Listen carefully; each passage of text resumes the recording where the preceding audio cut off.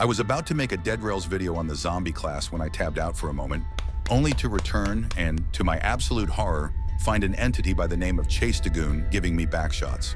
I was stunned, flabbergasted.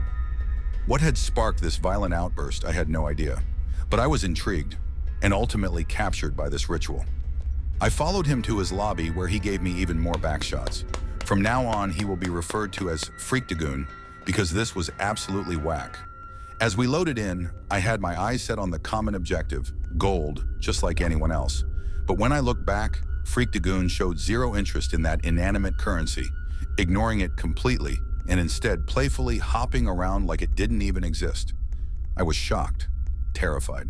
This entity clearly transcended mortal reasoning. He was on a higher plane of existence. He didn't want gold. He lusted for another form of currency, something far beyond human comprehension.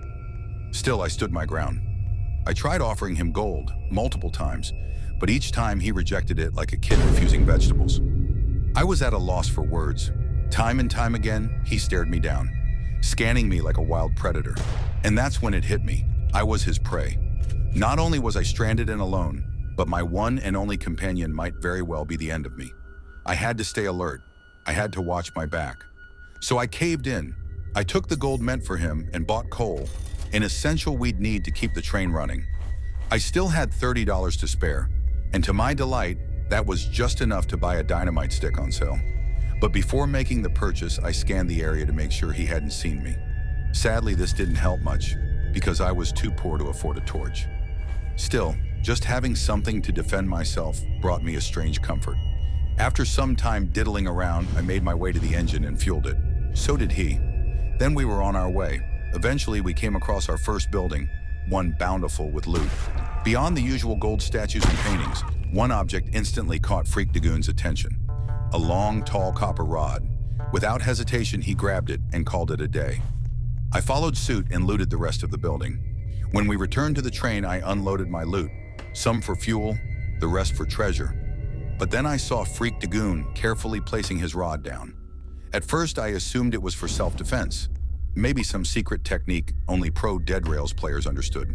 But then, he started jumping on it, over and over, passionately, and it clicked.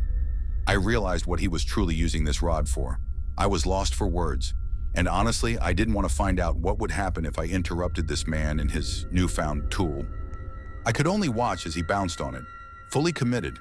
This situation just kept getting worse. That night, I hesitantly drove the train, completely against my will. The whole time I stared at my back like I was playing Five Nights at Freddy's. Needless to say, there wasn't much I could do as Freak Dagoon took full advantage of my sticky situation, knowing that if I stopped the train, we'd be dead in the cold, dark night. But then, a miracle. I spotted a distant outpost like a mirage, and as we neared it, Freak Dagoon fell. Yet somehow, instinctively, I jumped into action. Guns blazing, I covered him from the incoming horde, shielding him from the cold grip of the undead. I ensured he made it safely to the outpost. To my shock, there was the oversaturated corpse of a muscular werewolf just lying there. Despite its terrifying appearance, I had an idea and decided to bring it aboard the train for an experiment. We sold our loot, and once again, I offered Freak Dagoon some cash. This time, he actually accepted it. I was stunned. What changed? Why now? Only time would tell. After we took our share, I explored the town, looking for new gear. I bought some coal to keep us going, but as I turned around, I saw him, Freak Dagoon, staring me down, eyes full of malice. I backed out slowly, maintaining eye contact. The excitement I felt from saving him earlier had fully worn off. Maybe letting this guy go was the best idea. That's when it hit me, a plan. I fueled the train, then looked back at the shop window. There he was, still staring, unblinking, watching. I was done. Something had to change. Without hesitation, as he still eyed me down like a predator through his window, I leapt into the cockpit and drove off, not looking back till I would find a laboratory. Nikola Tesla's old lab. I knew this was a needed sacrifice to acquire one of the most deadliest weapons in this game, the Thunder Gun, a truly powerful weapon, capable of wiping out armies in the blink of an eye. I ditched my train, hoping he would not follow through, and as I noticed him walking out the outpost, I hid behind the lab but peeked to see what he would do. It was clear this battle would seemingly never end, and I had grown sick of the mind games. worn thin by the psychological torment of survival. As the sun set and the darkness returned faster than ever before, I realized I had no choice left but to reveal my intentions and step boldly into the lab, seeking shelter from the terrors of night that crept silently around the corners of the generator room. I was cold, terrified, and alone, haunted by my decision to abandon him. Maybe leaving him behind wasn't the smartest move, I thought bitterly, as my thoughts spiraled in those troubling moments. 8 long, agonizing minutes passed in silence until the morning sun returned, shining brighter than ever. With it came clarity. I knew it was finally time to begin what I had truly come for. My goal, to scour the area for the final remaining pieces of Nikola Tesla's vessel, disregarding the dangers he had warned me about in pursuit of his powerful invention. After crafting the last part of his marvelous creation, I returned to the generator room, a place now deeply familiar, ready to begin the conversion process. However, things didn't go as planned. My progress was halted as I was suddenly ambushed by an overwhelming force of former scientists, now hideously transformed into savage zombies. They rushed at me with relentless speed and fury, bloodthirsty and mindless. I was one of them, a zombie myself, but clearly that meant nothing to them. Reason didn't buy peace. I fought with every ounce of grit and determination I had, tearing through their rotted corpses in a vicious 5-minute onslaught. My guns roared and echoed through the lab as my ammo dwindled and my health plummeted. Still, I pushed on, eating my fallen enemies to regain strength, snarling back at them with the same menace they threw at me. But no matter how many I dropped, more came, endlessly pouring into the room. Eventually, as my ammo all but vanished and their attacks began to break my composure, they did something unexpected. They retreated. Smart. I took a moment to breathe as the dust settled, limping back to my post, only to discover that Nikola Tesla was gone. My reward was left for me, but before I could even celebrate, I was blindsided, attacked from behind by a final wave of zombies delivering crushing blows. Staggered and near defeat, I missed several crucial shots, running completely out of ammo except for one final bullet, which I used to deliver the killing shot to the last undead attacker. I had survived, just barely. With trembling hands, I gathered whatever I could find and made my way back to the train, a bitter thought weighing heavily on my mind. This journey was never meant for one man alone. It was a 2-man operation. I strummed my banjo with a pained yet determined spirit, each note echoing my resolve as I walked back toward the train. But when I arrived, something was wrong. Someone was missing. My heart froze. Sitting beside the motionless train was a silent, grim sight. A pile of scattered items that could only be the remains of Freak Dagoon. The most gut-wrenching detail? The train hadn't moved an inch. It touched something deep within me. I realized in that moment, Freak Dagoon had died holding his post, a true soldier, waiting for his friend to return, believing in me to the very end, even if I hadn't believed in myself. I shed a tear as the weight of my guilt sank in, picking up his gear and building a small, solemn memorial in his honor. From that point on, everything changed. The mission was no longer about survival. It was about giving Freak Dagoon the honor he deserved. I vowed to find a resting place worthy of him. With that new purpose burning inside me, I gathered a saddle and tried to tame some nearby horses, determined to carry out this mission with dignity. But they were too fast, wild, and uncooperative. I was inexperienced, unfamiliar with these beasts, and the sun was already setting. Nightfall came once again, and I was forced to abandon my plan and retreat back to the train. I had to keep moving. I couldn't let Freak Dagoon's sacrifice be in vain. As the train sputtered along, the fuel supply began to run low, and just short of reaching the next outpost, it gave out. Dead in the middle of nowhere, and as if on cue, the night came alive with vampires. Fangs out, bloodthirsty. I was defenseless, cornered, but I still had one last tool, Freak Dagoon's shotgun. With shaking hands and dwindling shells, I blasted my way through the vampire swarm, blood and dust flying in every direction. Using their twisted bodies as fuel for my journey, I barely escaped, limping into the next settlement. I sold what little I could, rewarded with breadcrumbs.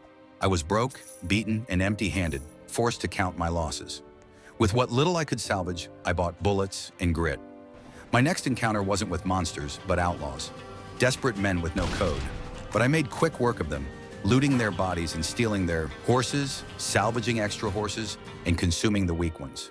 I would grab the unconscious outlaws. At least I think they're unconscious for the bounty reward, and make my way on my journey. Eventually, I would stumble across a town. Unfortunately, it was night. So I took a calculated risk and stopped the train, which would be risky for any other individual. However, thankfully, I possessed the blood of the zombies. As they spawned and circled my train, They were oblivious, clueless to the target within their reach, as I silently crept away, eliminating their numbers. However, losing focus could mean death without avenging my dear friend Freakdagoon's death. I got on my way, slaughtered this town of zombie townspeople, looted their vault, took what I deemed was needed, and made my way out. Eventually, throughout my travels, I would come across what seemed to be an abandoned town, ridden of any inhabitants. And unlike the previous town, wasn't populated with zombies either. Its creepy vibe gave me hope that this would be Freakdagoon's burial ground. My mind was made, I grabbed his belongings that I would bury and made my way. I had remembered in Sterling Town there was a secret cave to be found, and I would need dynamites and a torch. Thankfully, I found one, and it was smooth sailing from there till I entered the cave. A legion of skeletons attacked me. Taking care of them was relatively easy. What was troubling was their numbers and resistance of frequently coming back. I, however, had no time to spare, collecting the ancient jade tablets and making my way to the place I wished to bury Freakdagoon. Kaboom, the dynamite went as it opened up the barricaded cave. I entered in to see the room bountiful with treasures, a weird jade mask, and another tablet. However, before I could reconcile and put together his coffin, a legionnaire of the jacked werewolf, Sam Sulitz, attacked me, and I imitated combat as I fought them valiantly with my weapons clenched. However, as one fell, the jade mask clinged onto the wolf resurrecting's it, making its comrades my enemies. Arise! Arise! I shouted as I took this opportunity to murk the other wolves with my new comrade. Unfortunately, my thunder gun was useless, as Freakdagoon's suspicious rod possessed the ability to channel thunder directly towards it, absorbing the shots meant for those wolves. I couldn't waste any more bullets as I holstered my weapon and drew out my guns and slayed the rest. As this battle was truly gone and done for good, I bought out his items and made his little burial in the corner. Was it rushed and poorly made? Yes. Did it have significant meaning? I guess he was pretty weird. Nonetheless, he was avenged. And my time was up, I ran out the cave immediately, throwing out holy water, shooting it to seal the deal, making sure I would never come back. With one last glance, my journey was over. I had encountered, slayed, and avenged DeadRails' most scary entity. I realized survival wasn't my journey. It was to eradicate and bury this overwhelming presence from the rest of the desert. As I looked to the sky, I closed my eyes one last time and embraced death's passing. Hey guys, sorry if this video was rushed or poor. It was my first attempt at trying this style of content, and I want to make more DeadRails content. Truth be told, this video was done 2 weeks ago, but I didn't think it was at a good enough quality. Regardless, if you have any video suggestions for DeadRails, will be open. And I might stick to my real voice instead of AI since it's tedious. Thanks for watching.